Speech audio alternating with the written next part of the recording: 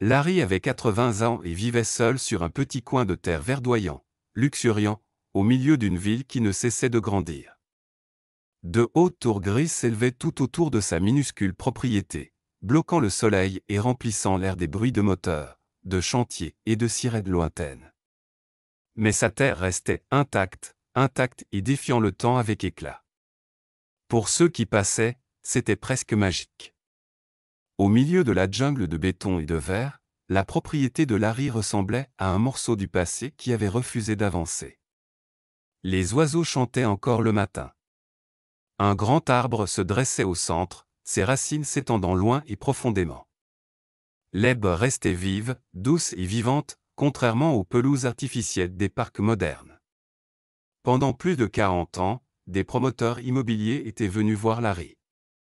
Ils arrivaient avec des contrats, des avocats, des brochures brillantes et de larges sourires. Un par un, ils essayaient de lui racheter sa terre.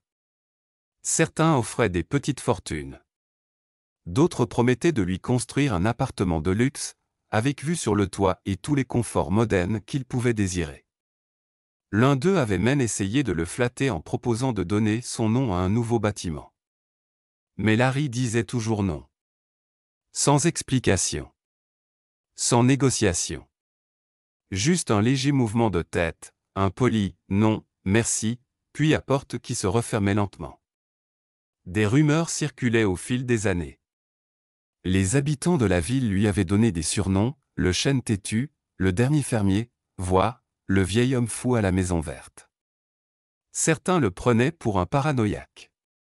D'autres pensaient qu'il cachait un trésor secret sous sa terre. Quelques-uns croyaient juste qu'il aimait attirer l'attention. Mais Larry s'en moquait de ce qu'il pensait. Il restait. Puis, un matin d'automne, quelque chose de différent se produisit. Une petite équipe de promoteurs arriva, mais ils ne portaient ni costume ni appareil photo. Ils étaient habillés simplement, les yeux doux, les mains vides. Ils n'étaient pas là pour lui mettre la pression.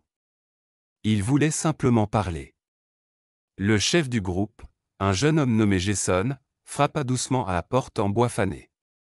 À la surprise générale, Larry répondit. Encore plus étonnant, il les invita à entrer.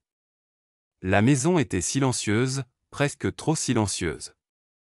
L'extérieur semblait vieux et modeste, mais à l'intérieur, c'était tout autre chose. Chaque pièce racontait une histoire.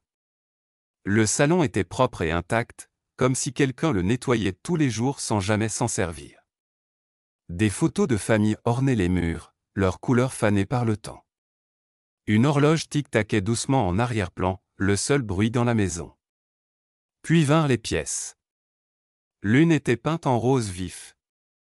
Des lapins en peluche étaient soigneusement rangés sur les étagères, leur fourrure un peu poussiéreuse mais bien entretenue. Un petit fauteuil à bascule se trouvait dans un coin, et sur le lit reposait un livre d'enfant usé, ouvert à une page en plein milieu de l'histoire, comme si quelqu'un l'avait lu la veille. Une autre pièce ressemblait à une serre. Des dizaines de plantes garnissaient les rebords des fenêtres et pendaient du plafond. Des papillons volaient entre elles, libres et tranquilles. L'air sentait le printemps. Il y avait une chambre à l'étage où les murs étaient couverts d'affiches d'étoiles, de planètes et de fusées. Les étagères débordaient de kits scientifiques, de vieux télescopes et de modèles de vaisseaux spatiaux. Des notes et des gribouillis étaient encore épinglés au mur, des expériences jamais terminées. Dans un placard du couloir, ils trouvèrent des piles de journaux jusqu'au plafond. Pas n'importe quels journaux, des dates très précises, organisées avec soin, presque comme une chronologie. Les promoteurs se regardèrent, incertains de ce qu'ils devaient dire. Ils étaient venus pour parler de terrain, de zonage, et de plan, mais à présent, ils avaient l'impression de se tenir à l'intérieur d'un souvenir. Jason se tourna vers Larry et demanda doucement « Qui habite ici ?» Larry ne répondit pas tout de suite. Il se dirigea lentement vers une pièce au fond de la maison, son bureau. C'était la seule pièce vraiment habitée. Une chaise en bois était posée près d'un bureau encombré de lettres, de livres et d'autres photos encadrées. Il s'assit, les mains reposant sur ses genoux. « Il n'y a personne d'autre, dit-il enfin, la voix à peine audible. Juste moi. Jason hésita, puis demanda doucement, et les pièces? Les yeux de Larry se remplirent de larmes. Il tendit lentement la main vers une pile de journaux poussiéreuses sur une étagère et en sortit un, qu'il remit à Jason. Le titre disait « Tragique accident sur l'autoroute fait 4 morts, un survivant ».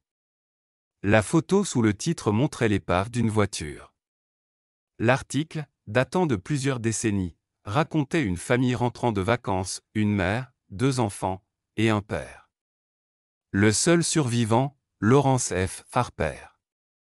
Les mains de Larry tremblaient légèrement en parlant. La chambre rose était celle d'Emily, dit-il, elle adorait les lapins. Elle ne dormait jamais sans un à côté d'elle. Il sourit faiblement. La pièce jardin était pour ma femme, Hélène. Elle cultivait des fleurs partout, même dans la salle de bain. Michael, mon garçon, voulait être astronaute. Il y avait toujours la tête dans les étoiles. Sa voix se brisa. J'ai construit chaque pièce pour eux. Après l'accident, je ne pouvais pas les laisser partir. Alors j'ai gardé leurs chambres telles qu'elles étaient. Les promoteurs restèrent silencieux. Le bruit de la ville dehors semblait désormais lointain, étouffé par le chagrin et la mémoire. Jason brisa enfin le silence. Larry, dit-il doucement, nous ne sommes pas ici pour détruire votre maison. Nous l'étions, au début. Mais plus maintenant. Larry leva les yeux. Nous voulons construire autre chose. Pas des appartements. Pas des centres commerciaux. Un parc. Larry ne répondit rien. Un vrai parc, continua Jason. Pas des sentiers en béton et des distributeurs automatiques. Un espace vert, plein d'arbres, de fleurs sauvages, peut-être même des papillons.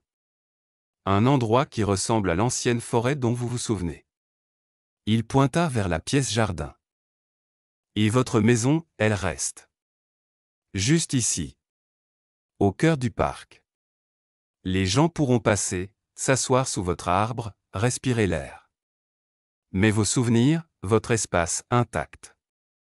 Les yeux de Larry se plissèrent. Pourquoi feriez-vous cela? Jason sourit.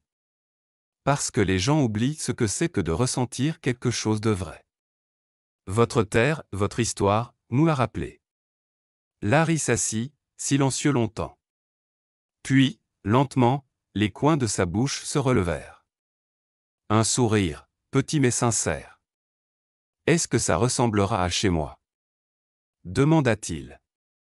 Oui, répondit Jason. Ça l'est déjà. Des mois passèrent. Là où des bulldozers étaient prévus, on planta des arbres. Des fleurs indigènes fleurirent. Les oiseaux revinrent. Un sentier sinueux contourna le champ, menant à la maison de Larry, maintenant doucement clôturée et protégée. Cela devint un lieu de paix au cœur d'une ville animée. Les enfants jouaient dans l'herbe. Les couples s'asseyaient sous les arbres. Des artistes venaient croquer les fleurs sauvages. Et Larry, il restait. Il s'asseyait sur sa véranda la plupart des après-midi, regardant le monde passer. Un jour, un petit garçon donna un coup trop fort à un ballon de foot. Il roula jusqu'à la véranda de Larry. Le garçon s'arrêta. Larry se pencha, ramassa le ballon, et lui donna un coup de pied doux pour le renvoyer. La mère du garçon arriva en courant. « Je suis désolé, dit-elle. » Larry sourit. Ce n'est rien. Elle regarda la maison. Je me suis toujours demandé comment c'était à l'intérieur. Larry baissa les yeux vers ses pieds, puis les releva. Voulez-vous voir? Elle acquiesça. Et ainsi, pour la première fois depuis des années, Larry ouvrit sa maison à quelqu'un de nouveau. Ce qui avait commencé comme un refus obstiné devint un héritage. Pas un héritage de bâtiments, de profit ou de pouvoir, mais de mémoire, d'amour et de paix. Et au cœur d'une ville animée, un champ vert se dressait comme un rappel, certaines choses valent la peine d'être gardées.